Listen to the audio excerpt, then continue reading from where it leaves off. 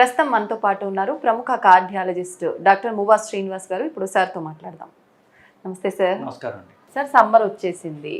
ఆ సూర్యుడి తాకిడి నుంచి బయటపడాలి అంటే చల్లగా బాడీలో వేడి కంట్రోల్ అవ్వడానికి ఎన్నో రకాల డ్రింక్స్ తీసుకుంటాం. దాంట్లో భాగంగా రాగి జావ చాలా మంది డైలీ రొటీన్లో ఒక పార్ట్గా పెట్టేసుకుంటారు సార్. ఉదయాన్నే రాగి జావ తీసుకుంటూ ఉంటారు, మళ్ళీ ఈవినింగ్ అట్లా ఒక గ్లాస్ తీసుకుంటూ ఉంటారు. నిజంగా రాగి జావ తీసుకోవచ్చు అంటారా సార్ సమ్మర్లో? అంటే రాగులు అనేది సమ్మర్లోనే కాదండి, ఎప్పుడైనా సరే ఇట్స్ మంచిది, అసలు అనుమానం లేదు దానికి. ఈ రాగులతో మీరు కలిపినారు బట్టి చల్లగా ఉంటుంది, వేడిగా ఉంటుంది, అది వేరే విషయము. బట్ మీరు యాజ్ సోర్స్ చూసినప్పుడు రైస్ కంటే జొన్నలు బెటరు.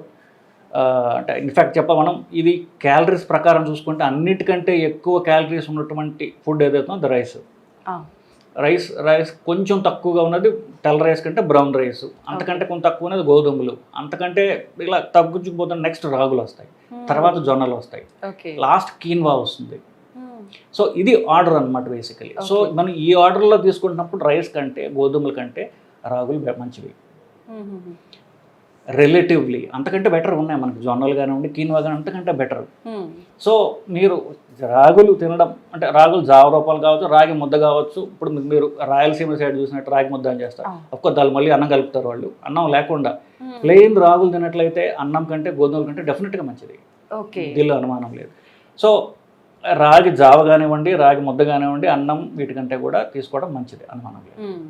అయితే జావ రూపంలో తీసుకునే ప్రాసెస్లో కొంతమంది దాంట్లో యాడ్ చేసేటప్పుడు పెరుగు కానీ పాలు కానీ అంటే ఎవరి ఇష్టానికి వాళ్ళు యాడ్ చేసుకొని తీసుకుంటుంటారు సార్. నిజంగా ఆ కాంబినేషన్ ఏ రకంగా ఉండాలి సార్ జావ తీసుకునేటప్పుడు? రైస్ ఉండకూడదు ఫస్ట్, ఎందుకంటే నీకు చెప్పినట్టుగా కామన్గా అన్నం యాడ్ చేస్తారు, బియ్యం యాడ్ చేస్తారు వాటిలో, అది లేకుండా ఉంటే బెటర్. దాని తర్వాత మీ ఇష్టం. అఫ్ కోర్స్ ఇదేంటో రాత్రిపూట రాగి జావ తాగడం అనేది అటువంటిది రాయలసీమ రీజియన్లో చాలా కామన్ ఉంది. పెరుగు డెఫినెట్గా మంచిది, అనుమానం లేదు దాంట్లో.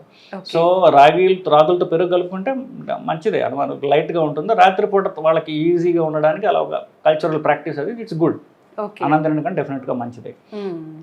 ఆధునీకరణలో భాగంగా ఏమవుతుందంటే ఇప్పుడు కొన్ని పార్ట్స్ ఆఫ్ తెలంగాణ విలేజెస్లో కూడా అన్నం తినడం ఫ్యాషనబుల్, వైట్ రైస్ ఇంకా ఫ్యాషనబుల్ అంటే మీరు దాన్ని ఎంత తెలుపు చేస్తున్నారో క్యాలరీస్ అంత పెరుగుతున్నాయి బేసిక్లీ దాంట్లో.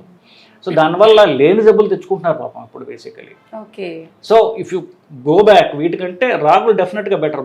పూర్తిగా మీరు రాగి బేస్ డైట్కి వచ్చారంటే కనుక క్యాలరీస్ తగ్గడానికి, బరువు తగ్గడానికి, షుగర్ అవాయిడ్ చేయడానికి, లేదా షుగర్ తగ్గించుకోవడానికి ఇట్స్ డెఫినెట్లీ గుడ్ అని అనుమానం లేదు. ఓకే, అంటే షుగర్ ఉన్న వాళ్ళకి ఎక్కువ బెటర్ అంటున్నారా సార్? అందరికీ మంచిది, షుగర్ ఉన్న వాళ్ళకి డెఫినెట్గా మంచిది, ఎందుకంటే షుగర్ తగ్గుతుంది, ఇన్పుట్ క్యాలరీస్ తగ్గుతాయి కాబట్టి అన్నం గోధుమల కంటే కూడా. ఓకే సార్, డైట్ చేసే వాళ్ళు కూడా రాగి జావ అంటే బ్రేక్ఫాస్ట్ లంచ్ స్కిప్ చేసి రాగి జావ తీసుకుంటూ ఉంటారు. నిజంగా వెయిట్ లాస్ ఉంటుందా సార్ రాగి జావ వల్ల? అదేనండి, ఇప్పుడు మన ప్రెడామినెంట్గా అందరికీ కూడా రైస్ బేస్డ్ డైట్స్ అయిపోయాయి కాబట్టి దానికంటే రాగి జావ is less calorie alternative. So మీరు అంటే ఇప్పుడు డైట్ చెప్తున్నాం అనుకోండి, ఒక 3 సార్లు తినే వాళ్ళకి ముందు 3 సార్లు 2 సార్లు చేసుకోమని చెప్తాం, అది మెల్లగా చేసుకోవాలి. ఇప్పుడు రేపటి నుంచి మొత్తం ఆపేయంటే వాళ్ళ వల్ల కాదు. So if you want them to take step by step, for example ఇప్పుడు మనం తినే తిండి మాధ్యమాలు ఏవైతున్నాయో సిరియల్స్ అండ్ మిల్లెట్స్ అని ఒక సింగిల్ కేటగిరీ అది. కానీ ఈ సిరియల్స్ అనేది పక్కన పెట్టి మిల్లెట్స్ అనేవి సిరిధాన్యాలని మిల్లెట్స్ అని కొత్తగా వచ్చింది. కానీ అవన్నీ కూడా ఈ రైస్ ఇవి సీరియల్స్ అంటాం, వీటికి లెస్ క్యాలరీ ఉంటాయి, ఆల్టర్నేటివ్స్ మాత్రమే. దానిలో క్యాలరీస్ ఉంటాయి, దానిలో పీచ్ ఎక్కువ ఉంటుంది కాబట్టి కొంచెం తక్కువ క్యాలరీస్ ఉంటాయి. They are better than rice అని చెప్తున్నాం. బట్ అన్ని రైస్ సోర్సెస్, ఇవన్నీ కూడా క్యాలరీ సోర్సెస్.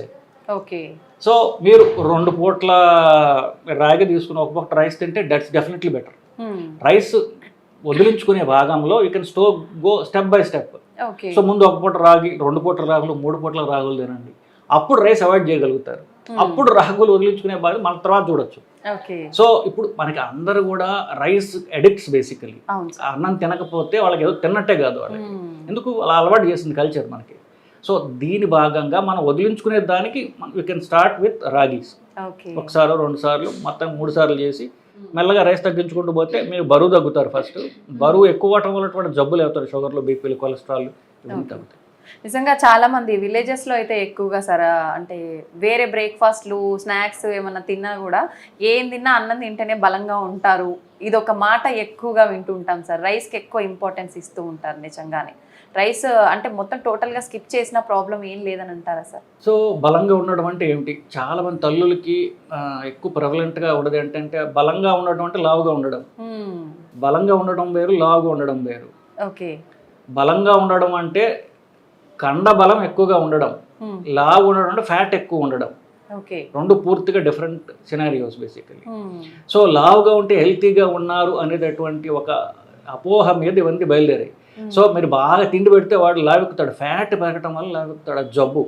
ఓకే. దానివల్ల జబ్బులు వస్తాయి, అది ఆరోగ్యం కాదు డెఫినెట్గా. సో కండ పెరగాలంటే ఏం చేయాలి? ఫ్యాట్ తగ్గాలి, ఎక్సర్సైజ్ చేయాలి, అది టోటలీ డిఫరెంట్. సో అదొకటి.